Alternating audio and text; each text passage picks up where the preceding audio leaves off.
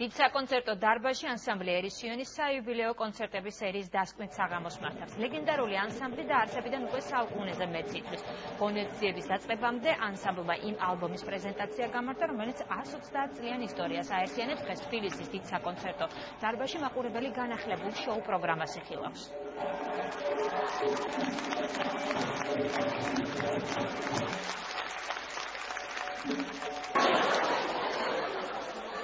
ჩვენ ძალიან ახლოს ვდგავართ ფესვებთან. და ეს არის უმთავრესი, რადგან ის კარგად დავიწყებული ძველი არ შეიძლება ისე თუ არა ხარ ერთგული პირველ წყაროს.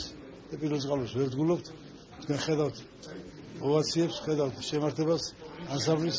ერისიონი არის ჩემი ძალიან საყვარელი ანსამბლი. ჯემალი არის ჩემი მეგობარი.